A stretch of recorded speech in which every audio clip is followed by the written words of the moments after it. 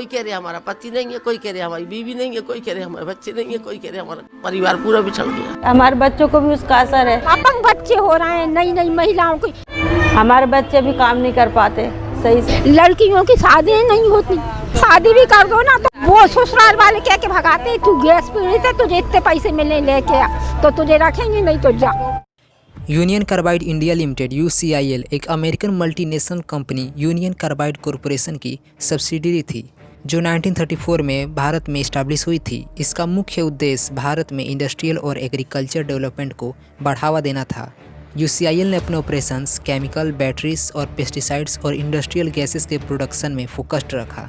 UCIL का सबसे बड़ा और प्रसिद्ध प्रोजेक्ट भोपाल, मध्य प्रदेश में था, जहां पेस्टिसाइड मैन्युफैक्चरिंग प्लांट 1969 में सेटअप किया गया था। का main office Kolkata, West Bengal में था। 1960s तक कंपनी बैटरीज और इंडस्ट्रियल गैसेस का एक बड़ा सप्लायर बन चुकी थी। ये प्लांट भारत में एग्रीकल्चर प्रोडक्टिविटी बढ़ाने के लिए डिजाइन किया गया था और यह 7 पेस्टिसाइड्स को प्रोड्यूस करता था जो कि मिथाइल आइसोसाइनेट से बना होता था, जो एक हाईली टॉक्सिक और वोलेटाइल केमिकल है। यह इंसेक्ट्स के नर्वस सिस्टम पर अटैक करते हुए उन्हें पैरालाइज्ड कर देता है। इससे पहले मिथाइल आइसोसाइनाइड को US के स्टील कंटेनर्स में इंपोर्ट किया जाता था। मध्य प्रदेश राज्य से इस जमीन को लॉन्ग टर्म लीज पर रखा गया था। आपको लगता होगा कि ये इंसिडेंट अचानक हुआ होगा जिससे सेफ्टी मेजर्स पर ध्यान नहीं दिया जा सका, पर ऐसी बात बिल्कुल नहीं है, क्योंकि दिसंबर 25, 1981 में लीथल फॉस्फिन गैस के रिसाव से UCIL प्लांट में एक वर्कर की जान चली गई और इसके 15 दिनों बाद 9 जनवरी 1982 में UCIL प्लांट में एक और गैस लीक हुआ जिसमें 25 वर्कर्स हॉस्पिटलाइज्ड हो गए थे। वर्कर्स ने प्रोटेस्ट भी किया था लेकिन इस पर ध्यान नहीं दिया गया और ऐसे ही बहुत सारे लीक्स की खबर पहले से थी। मार्च 1982 में एक सोलर एवापोरेशन पॉन्ड से लीक हुआ और एक महीने बाद अप्रैल में एक UCIL डॉक्यूमेंट जो UCC को भेजा गया था उसमें कहा गया कि लगातार लीकेज से काफ़ी चिंता हो रही थी। मई में UCC ने अपने US एक्सपर्ट्स को UCIL प्लांट में भेजा ताकि ऑडिट किया जा सके। टीम ने लीकिंग वैल्यूज़ को कुल 61 हैजार्ड्स नोट किए, जिसमें से 30 मेजर और 11 फॉस्जिन यूनिट्स में थे। सितंबर 1982 में UCIL ने अलार्म को साइरन वार्निंग सिस्टम से डिलिंक्ड कर दिया ताकि सिर्फ उनके एम्प्लॉयज़ को छोटे लीक्स पर अलर्ट किया जा सके और जिससे आसपास के घरों में अनावश्यक रूप से पैनिक क्रिएट ना हो और ना ही इस केमिकल को बनाने में होने वाली डेंजर्स के बारे में आम लोगों को बताया गया था। 5 अक्टूबर 1982 को प्लांट में एक और लीक हुआ जिसके कारण आसपास के हजारों रेसिडेंट्स को हॉस्पिटलाइज्ड होना पड़ा। 4 मार्च 1983 को भोपाल के एक लॉयर शहनवाज खान ने UCIL को एक नोटिस भेजा जिसमें कहा गया कि प्लांट वर्कर्स और आसपास के रेसिडेंट्स के हेल्थ और सेफ्टी के लिए एक गंभीर रिस्क क्रिएट कर रहा है। 29 अप्रैल 1983 को UCIL के वर्क्स मैनेजर ने एक लिखित रिप्लाई में एलिगेशंस को बेसलेस कहा। भोपाल के इंसिडेंट से बहुत पहले 1930s में यूनियन कार्बाइड कंपनी पर एक और मामला का इल्ज़ाम लगा हुआ था।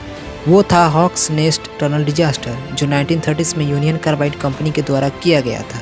ये डिजास्टर वेस्ट वर्जीनिया USA में हॉक्स नेस्ट टनल प्रोजेक्ट के दौरान हुआ था। इस प्रोजेक्ट का मकसद एक टनल बनाना था जिससे वाटर को डाइवर्ट किया जा सके, लेकिन इस प्रोजेक्ट में काफ़ी लो कॉस्ट लेबर हायर किए गए थे जिसमें ज़्यादातर ब्लैक वर्कर्स थे।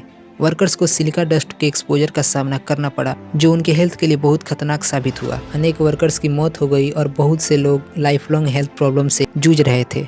कंपनी ने इस इशू को छिपाने की बहुत कोशिश की और वर्कर्स के हेल्थ रिस्क के बारे में कुछ नहीं बताया। यह डिजास्टर यूनियन कार्बाइड के लिए एक पहला बड़ा इंडस्ट्रियल एक्सीडेंट था जो बाद में भोपाल गैस ट्रेजेडी के रूप में और भी ज़्यादा कैटास्ट्रॉफिक साबित हुआ। एमएन बूच जो भोपाल के उस वक्त IAS अधिकारी थे, उन्होंने प्लांट के सेफ्टी मेजर्स को देखते हुए उनको नोटिस दिया था और इसकी चेतावनी भी दी थी कि आगे चल के कुछ अनहोनी घट सकती है और कहा था कि ये आबादी क्षेत्र है, इस जगह से प्लांट को दूसरी जगह शिफ्ट करना चाहिए। पर खुद एमएन बूच का ही ट्रांसफर लेटर आ गया और उन्हें ही शिफ्ट होना पड़ा और यह हादसा हुआ था तब अर्जुन सिंह की सरकार थी जो इस राज्य के CM थे। एक सीनियर जर्नलिस्ट थे राजकुमार केसवानी जिन्होंने इस डिजास्टर को पहले ही प्रेडिक्ट किया था। 9 महीने की जांच पड़ताल करते हुए उन्होंने 3 आर्टिकल्स लिखे थे जो कार्बाइड प्लांट में हो रहे सेफ्टी मेजर्स में लापरवाही के बारे में थे और पहली आर्टिकल का शीर्षक था बचाइए हुजूर इस शहर को बचाइए और दूसरे का ज्वालामुखी के मुहाने पर बैठा भोपाल और तीसरा ना समझोगे तो आखिर मिट ही जाओगे। सिर्फ यही नहीं, इस डिजास्टर को होने से 6 महीने पहले उन्होंने एक और आर्टिकल लिखा था Bhopal on the brink of disaster जो एक चेतावनी थी आने वाले भीषण हादसे की। नवंबर 1982 में केसवानी ने सीएम ऑफ मध्य प्रदेश अर्जुन सिंह को प्लांट में हो रही लापरवाही के बारे में एक पत्र लिखा, जिसका आज तक जवाब नहीं मिला। अब मैं आपको बताना चाहूँगा कि 2 नवंबर 1984 की रात को आखिर क्या हुआ। 2 दिसंबर 1984 की रात को 11:20 पर एक वर्कर 120 फुट ऊपर एक लीकेज का आभास हुआ और उसने ये बात अपने सुपरवाइजर को बताया। और उस समय सेफ्टी की जगह पे जुगाड़ से काम चल रहा था। पुराने डिवाइस इक्विपमेंट्स का यूज किया जा रहा था। कोई 800 वर्कर से कम करके 600 वर्कर कर दिए गए थे। फिर आधे घंटे बाद सुपरवाइजर ने देखा कि लीकेज ज़्यादा हो चुकी है और इसको न्यूट्रलाइज करने के लिए गैस रबर को एक्टिवेट करने गए तो देखा कि ये तो अंडर मेंटेनेंस है। इलाके के पास सो रहे लोगों के लिए 1 से 2 मिनट तक की अलार्म भी बजाई गई थी, पर इससे ज़्यादा कुछ फर्क नहीं पड़ा। ज़्यादा रात थी, 12:30 बज रहे थे, तो उन्हें सांस लेने में दिक्कत आई और आंखों में जलन महसूस हुई और उनका दम घुटने लगा और धीरे धीरे लोग इधर उधर भागने लगे। कई तो हवा की तरफ ही दौड़ने लगे, जिससे उनकी मौत हो गई। करीब 30 टन मिथाइल आइसोसाइनाइड हवा में घुल गई थी और 15,000 से ज़्यादा लोगों की मौत हो गई और 6 लाख से ज़्यादा इसमें अफेक्ट भी हुए, जिससे कुछ की आंखों की रोशनी चली गई, कोई डिजेबल्ड हो गया, कितने परिवारों के नामो निशान मिट गए, कितने लोग आज भी इस होने वाली बीमारियों से जूझ रहे हैं। यूनियन कार्बाइड की इस फैक्ट्री में 3 MIC स्टोरेज टैंक्स थे, E610, E611 और E619। हादसे से महीनों पहले होने वाली घटना को मैं बताता हूँ। टैंकों को भरा जा रहा था और कोई भी टैंक को उसकी कैपेसिटी के 50% वॉल्यूम से ज़्यादा नहीं भरा जाना चाहिए और इनर्ट नाइट्रोजन गैस के प्रेशर से टैंकों में भरा जा रहा था। अब कंटेनर C610 में कुछ खराबी आ गई और प्रेशर एग्जर्ट नहीं हो पा रहा था, जिससे लिक्विड MIC इससे बाहर नहीं निकाला जा सका और नियमों के अनुसार टैंक्स में 30 टन से ज़्यादा लिक्विड MIC फिल नहीं किया जा सकता था, लेकिन इस टैंक में 42 टन भरा गया था। इस फेलियर के कारण UCIL को भोपाल में मिथाइल आइसोसाइनाइड प्रोडक्शन हाल्ट करना पड़ा और प्लांट को मेंटेनेंस के लिए शट करना पड़ा। 1 दिसंबर को डिफेक्टिव टैंक को फंक्शनल बनाने की कोशिश की गई, लेकिन यह कोशिश फेल हो गई। तब तक प्लांट के ज़्यादातर methyl isocyanide related safety systems malfunction हो चुके थे। रिपोर्ट्स के मुताबिक 2 दिसंबर की शाम तक मेलफंक्शनिंग टैंक में पानी इंटर हो चुका था, जिससे रनवे केमिकल रिएक्शन शुरू हो गई थी। टैंक का प्रेशर रात तक 5 गुना तक बढ़ गया, लेकिन तब तक टैंक में केमिकल रिएक्शन क्रिटिकल स्टेज तक पहुंच चुका था। करीब 30 टन MIC गैस टैंक से 1 घंटे के भीतर एटमॉस्फेयर में स्केप हो गई। डॉक्टर्स इस इंसिडेंट के दौरान प्रॉपर ट्रीटमेंट मेथड से अवेयर नहीं थे। स्टिल बर्थ रेट और नवजात मृत्यु दर में क्रमशः 300% और 200% तक की वृद्धि आई। कुछ ही दिनों में आसपास के पौधे और पेड़ सूख गए।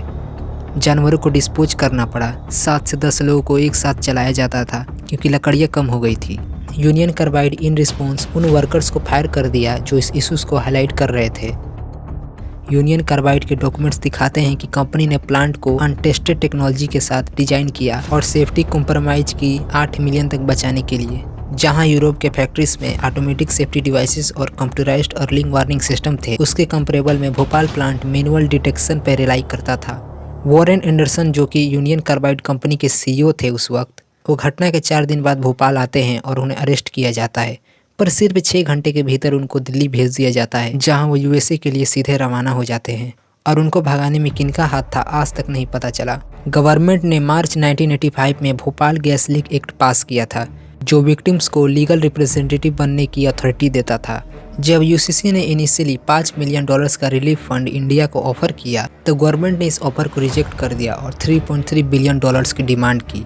फरवरी 1999 में एक आउट ऑफ कोर्ट सेटलमेंट हुआ, जिसमें यूनियन कार्बाइड ने डैमेजेस के लिए 470 मिलियन पे करने की एग्रीमेंट की। अपेक्स कोर्ट ने UCIL को ये भी कहा कि वो भोपाल में एक हॉस्पिटल फंड करे जो ट्रेजेडी के विक्टिम्स को ट्रीटमेंट करे। जून 2010 में UCIL के 7 फॉर्मर एम्प्लॉइज जो सभी इंडियन नेशनल्स थे, उनको causing of death by negligence का दोषी पाया गया और उन्हें 2 साल की सज़ा दी गई, लेकिन बाद में उन्हें बेल पर रिलीज कर दिया गया। वीडियो देखने के लिए आपका धन्यवाद। इस वीडियो को लाइक कर दीजिए और हमारे चैनल को सब्सक्राइब कर लीजिए। तो मिलते हैं अगली वीडियो में। धन्यवाद।